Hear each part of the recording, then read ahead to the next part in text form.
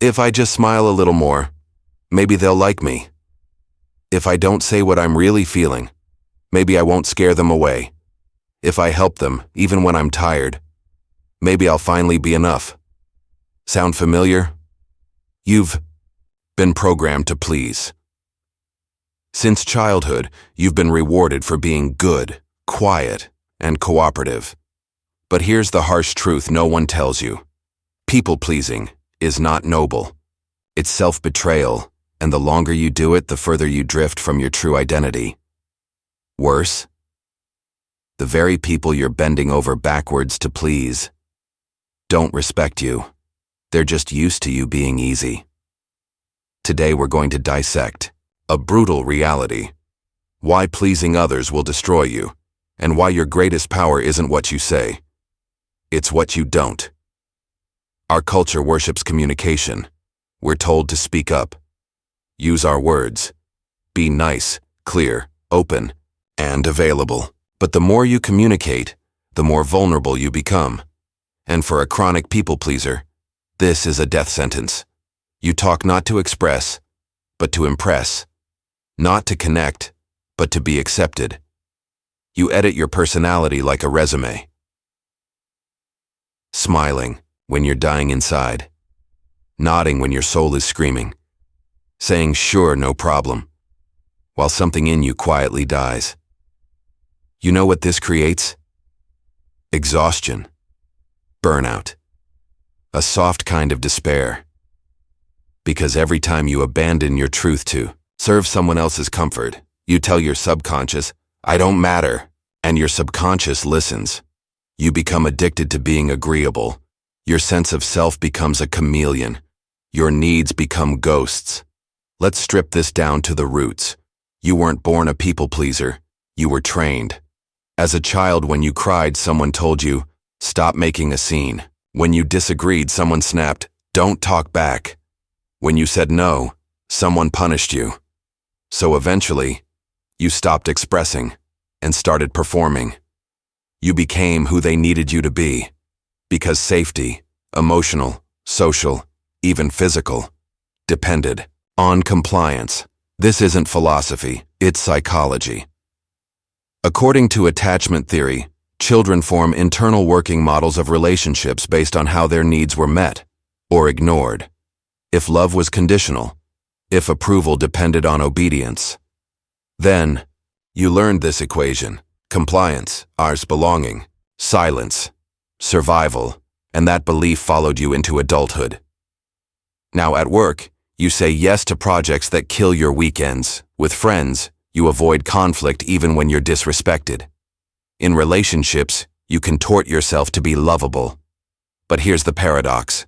The more you people please, the less people see you, and the more alone you feel. Part 4. The Psychology of Fawning, How Trauma Turns into Niceness, 10:01:15 Wang. Most people know the fight, flight, or freeze responses. But there's a fourth one, less visible, more toxic: fawn. Fawning is the compulsive need to appease, agree, and accommodate, especially in the presence of perceived power or threat. Dr. Pete Walker explains fawning as a trauma response. It's what happens when conflict is dangerous, so you try to keep the peace at all costs. Let's say you grew up in a household where saying no led to yelling, or worse, the silent treatment. You learned disagreeing means losing love, so you fawn. You flatter, you serve, you adapt, you disappear. This isn't kindness, this is fear in disguise, and the scariest part, fawners look like heroes. They're praised for being so nice, but inside, they're crumbling. Every yes costs a piece of themselves, and every time they're praised for being easy to be around, they fall deeper into the illusion that pleasing is their only worth. So what's the antidote? Silence. Not silence as avoidance, but silence as power. Let's revisit Lacan, the French psychoanalyst. In his view, silence is the mirror where people confront their own minds. It exposes discomfort. It breaks illusions. When you fall silent during a conflict, You interrupt the game. You stop feeding the dynamic. The manipulator can't play if you don't respond. Silence makes people show their hand. In Freud's psychoanalysis, the most revealing moments came not during speech, but in pauses. He'd sit in silence, let the patient squirm. Why? Because when we can't fill the void with words, the truth rises. In negotiation, silence breaks opponents. In interrogation, it makes suspects confess. In abusive relationships, it starves narcissists of supply. But here's the catch. You must own your silence. You must be at peace in that space, because silence isn't absence. It's a presence so powerful, it doesn't need explanation. Let's step into the real world. Rosa Parks, she didn't shout. She didn't debate. She just stayed seated. In her silence, she sparked a civil rights revolution, because silence, when rooted in truth, becomes unshakable resistance. Barack Obama, one of his signature moves in debates? The pause. He'd stop mid-sentence, wait, hold the air, and watch the room lean in. His silence wasn't hesitation. It was control. Steve Jobs famously said little in meetings. He'd stare, wait, watch. And eventually the room would move toward him. Silence forced people to second-guess, to over-explain. To reveal, Jobs once said, "The people who are crazy enough to think they can change the world are the ones who do, but they don't change it by shouting. They change it by commanding presence, and presence begins with restraint." Maya Angelou, after being sexually abused at age 7, she went mute for almost 5 years. Everyone thought she was broken. But that silence was where her genius was born. She once said, "There is no greater agony than bearing an untold story inside you." But her silence wasn't weakness, it was survival. And eventually, her words would move the world. Let's get brutally honest. People-pleasing doesn't just waste your time. It erodes your identity, slowly, silently, without leaving fingerprints.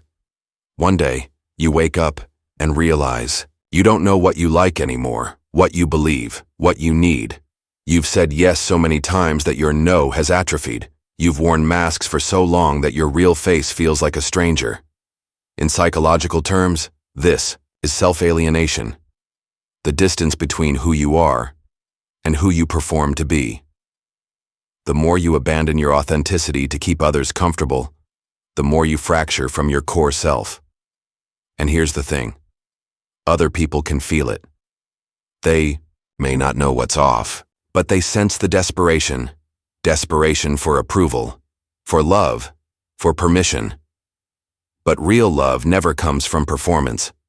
Real respect isn't earned by being agreeable. It's earned by being whole. Part 8. Cultural and Gender Pressure. The conditioning runs deep. Let's go deeper, beyond the personal, into the cultural. From a young age, many are told that being liked is more important than being real, especially women. Society teaches girls, don't be bossy, don't be too loud, smile more, be sweet, be agreeable, so they shrink. They smooth over their anger. They suppress their ambition. They stay nice while being disrespected. And men, they're told never to appear vulnerable, to be stoic, always agreeable in professional circles, never too emotional, and never too disruptive. It's a different flavor of the same poison. Approval over authenticity. Cultural systems, whether family honor, religious expectations, or social caste, often demand compliance, and silence? It's seen as obedience. But that silence doesn't liberate, it imprisons. So let's redefine it, not as submission, but as resistance. What if silence isn't an absence of power, but a rejection of powerlessness? When you go silent, 3 things happen. You become ungovernable. People can't manipulate what doesn't react. They can't twist words that aren't spoken. A narcissist thrives on reaction. They bait. They provoke. Silence starves them. You set an invisible boundary. Words can be argued. Silence cannot. Silence says, "I'm not explaining myself anymore. I owe you nothing." This conversation is over. It's final. It's sovereign. You hold up a mirror. When you stop performing, people see who they really are. Sometimes they don't like the reflection, but that's not your burden to carry. The goal isn't to become cold or detached. The goal is to shift from pleasing to presence. A silent warrior doesn't beg to be liked. They don't explain every boundary. They don't audition for love. They walk into a room, still, calm, rooted. They speak when necessary, and when they don't, their silence speaks volumes. You feel them, because they feel themselves. This is what true presence is, the unshakable confidence of someone who no longer fears rejection. Because when you've reclaimed your identity, rejection no longer feels like death. It feels like liberation. Here's how to get there. This isn't just mindset, it's neural rewiring. Tool 1. Practice saying no in low-risk spaces. Start with small things. No, I'd rather not go out tonight. No, thank you. I don't eat that. No, I don't agree. Your nervous system will resist. That's okay. You're building tolerance for self-trust. Tool 2. Delay response. When someone asks something of you, respond with, "Let me get back to you." Give yourself time to feel what you actually want. Tool 3. Journal your truth every time you say yes to something you didn't want to do. Write down what you really felt, why you said yes. What belief that yes was protecting. Awareness precedes change. Tool 4. Learn to breathe in silence. The next time someone expects an answer, pause. Feel the discomfort, then choose to speak, or not, from a place of clarity. Tool 5. Visualization. Imagine yourself at peace while someone disapproves of you. Watch their face, hear their tone, then feel yourself breathing steadily. This is the muscle you're building. Self-respect in the face of disappointment. Carl Jung spoke of the shadow, the part of ourselves we hide, repress, or deny. For the people please, the shadow holds the rage at being ignored, the sadness of feeling invisible, the voice that screams, "I matter too." You must integrate that voice, because your desire to please, it's not evil. It came from love, from survival, from a child who needed to be safe. But now, you're not that child anymore. You don't need to be liked to be worthy. You don't need to be silent to be safe. You're allowed to speak up, take up space, be disliked, be loud, be still be seen. You're allowed to come home to yourself. Here's your challenge. For 1 week, say only what you mean. Agree with no one you internally disagree with. Smile only when you feel joy. Help only when it's in overflow. And most importantly, sit in silence when words feel like betrayal. Let them wonder. Let them squirm. Let them feel the boundary. Because your silence, it's sacred. It's your anchor. It's the end of their control and the beginning of your freedom. If this video hit you hard, don't ignore that feeling. Like the video. Share it with someone who's always over-explaining, and comment below. My silence begins now, because when you stop performing, the real you finally has space to breathe.